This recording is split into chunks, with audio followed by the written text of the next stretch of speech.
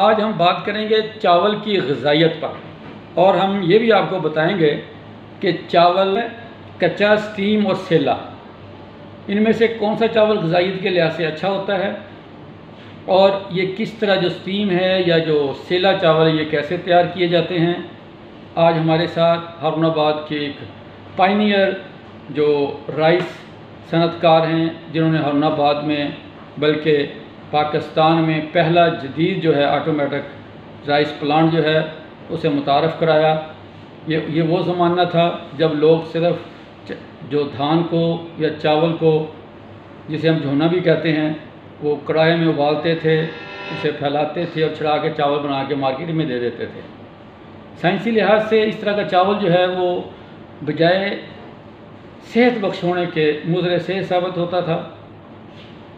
तो जनाब हाजी रशीद अहमद ऐवान साहब, इनकी तहकीक, इनकी जुस्तजू और इनके मुताले ने हारूनाबाद में एक ऐसा प्लांट मुतारफ़ करवाया जो चावलों में पाए जाने वाली ग़िज़ाइयत को कायम भी रखता है। वही चावल जिनको आमतौर पर डॉक्टर और हकीम लोगों को खाने के लिए मना करते हैं कि वो चावल ज़ूद हज़म और मरीज़ों के लिए भी एक सेहत अफ़ज़ा साबित हो गया।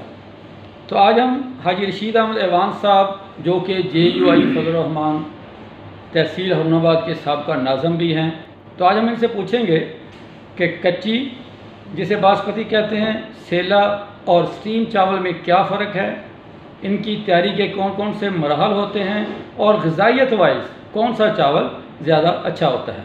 हाजी रशीद अहमद ऐवान साहब। मोहतरम भाई नियाज़ अहमद डियाल साहब, ये जो आपने सवाल किया है कि ये जो एक कच्चा चावल और एक स्टीमी चावल और एक सेला चावल आम तौर पर पूरी दुनिया में ये पाया और खाया जाता है। कोई कच्ची को पसंद करता है, कोई स्टीमी को पसंद करता है और कोई सेले को। तो इनमें जो कच्ची है ये तो बिल्कुल सादा सा इसका फार्मूला है, खेत से या मंडी से जो धान आएगा इसको मुनासिब मॉइस्चर पर सफाई करके, जब इसमें से इसको मशीनों में से गुजार कर इसका छिलका उतारा जाता है और पॉलिश और उसकी शाइनिंग और टोटे वगैरह छान कर अलग कर ले जाता है। मतलब इसके साथ कोई मज़ीद प्रोसेस नहीं होता, सिर्फ इसका छिलका उतारा जाता है। उसको हम कच्ची बोलते हैं। ये नेचुरल ऐसा जैसे खेत से आती है वैसे ही उसको बस छिलका उतारा जाता है। फैक्ट्रियों में उसको कच्ची कहते हैं। इसके बाद दूसरा जो है चीज़ वो है स्टीमी राइस। स्टीमी राइस जो है वो असल में है कच्ची की ही एक किस्म, लेकिन आप इसको एजिंग प्रोसेस कह सकते हैं। कच्चे चावल को छिलके समेत आम ओपन स्टीम देते हैं 2-4 मिनट 5 मिनट उसको स्टीम दे के, फिर घंटा 2 घंटे रेस्ट दे के, फिर उसको हम दोबारा सुखा कर मतलूबा उसका जो है नमी जो है इसकी मतलूबा मेयार तक लाकर जो मशीनों में चलाने के काबिल हो जाए, तो मशीनों में से इसका छिलका गुजारते हैं, तो इसको स्टीमी राइस कहते हैं। तीसरी इसकी जो किस्म है जो सबसे अहम है, इस वक्त पूरी दुनिया में सबसे ज़्यादा वही खाई और इस्तेमाल की जाती है, कंजम्पशन सबसे ज़्यादा जो है वो सेले की है पूरी दुनिया में। इसकी कोई ख़ास वजह? इसकी 2-3 वजूहात हैं।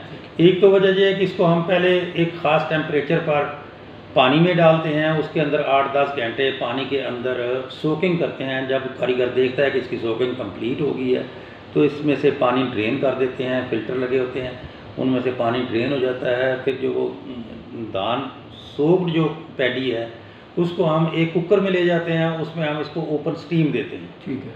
जिस तरह स्टीमी में स्टीम लगाई गई थी इस तरह इसमें भी स्टीम लग जाती है। फिर इसको दोबारा सुखा कर इसकी नमी जो है उसको मतलूबा मेयार पर लाकर मशीनों से इसको क्रश कर लिया जाता है, चावल और छिलका अलग कर दिया जाता है। सबसे पहले जो है कि जब हम कच्चा बनाते हैं या स्टीमी बनाते हैं तो उसमें काफ़ी ज़्यादा 30-40% चावल जो है वो टूट जाता है, टोटे में चला जाता है। जबकि सेला जब हम बनाते हैं तो इसमें 10-15% से ज़्यादा ब्रोकन नहीं आता। सालम चावल की रेशो बहुत ज़्यादा आती है जो कि लोगों को इकनॉमिकल पड़ता है। दूसरी जो चीज़ है कि जो चावल है इसके एक तो इसके ऊपर छिलका होता है लकड़ी की टाइप का, और एक अंदर चावल होता है। इन दोनों चीज़ों के दरमियान जो है एक बारीक सी तय होती है, लेयर होती है ब्रान की। ठीक है, उसमें बहुत ज़्यादा गजाइत होती है। ठीक है। जब हम इसको ये प्रोसेस क्या करते हैं, इसको साइंटिफिक जुबान में जेलेटिनाइजेशन प्रोसेस कहा जाता है। एक तो वो जो स्टार्च है उसकी जेली बन जाती है, ठीक है, वो सेहत के लिए हजम करने के लिए वो स्टार्च की निस्बत आसान है, दूध हजम बन जाता है, दूध हजम हो जाती है। ठीक है। दूसरा कि जो ब्रान के अंदर जो इसके विटामिन हैं, खासकर थायामीन है, वो इसके चावल के अंदर डिफ्यूज़ कर जाती है इस प्रोसेस के जरिए, जज़ब हो जाती है, तो जिसकी वजह से इसकी ग़िज़ाइयत बढ़ जाती है। और तीसरी जो सबसे अहम चीज़ है कि हर चावल का दाना जो है, एंडोस्पर्म जो है, उसके अंदर एक फ़ैट होती है। जब हम इसको बॉयल करते हैं, स्टीम देते हैं, सोक करते हैं, तो वो फैट जो है वो चावल के अंदर से निकलकर इसके छिलके में चली जाती है, वो चावल से बाहर निकल जाती है, जो उसके मुज़र सेहत के लिए असरात हैं वो ख़त्म हो जाते हैं। और ये सेला जो है, ये चावल जो है, ये सेहत के लिए ज़्यादा मुफीद और फ़ायदेमंद हो जाता है।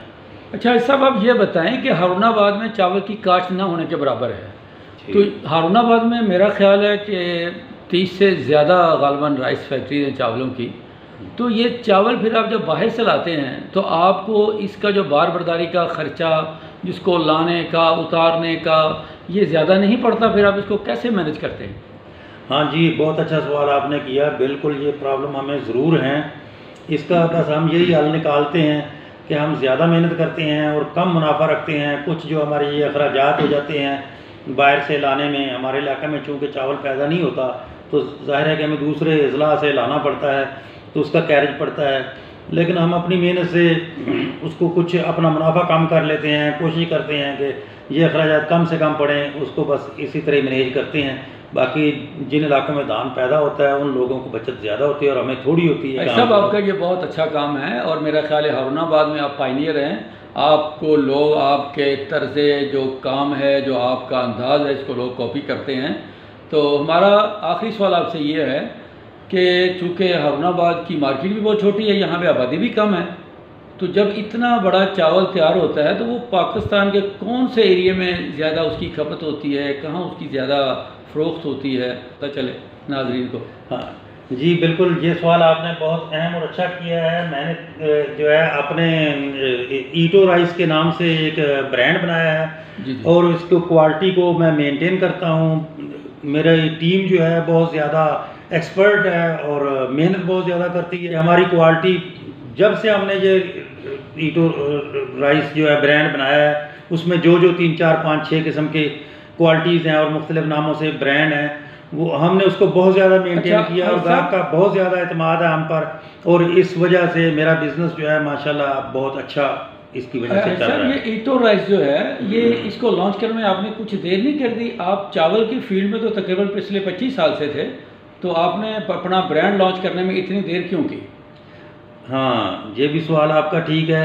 मैं चावल के फील्ड में 25 साल नहीं, अल्हम्दुलिल्लाह 35 साल से हूँ और हम 2-3 भाई, आपको 25 साल से जान रहे हैं, हमारी उम्र कम है आपसे। जी, भाइयों के साथ इश्तराक था, तो बस उस वक्त जिस तरह का काम चल रहा था, जैसे चल रहा था, कुछ धान भी इधर पैदा हो जाता था, तो इस तरफ ज़्यादा सोच नहीं गई। जब हमें मुश्किलात आई कि बाहर से धान लाएं और फिर बाहर ही जाकर चावल सेल करें, तो ये अखराजात हमने कहाँ से मीट करने हैं, तो मैंने इस पर सोचा।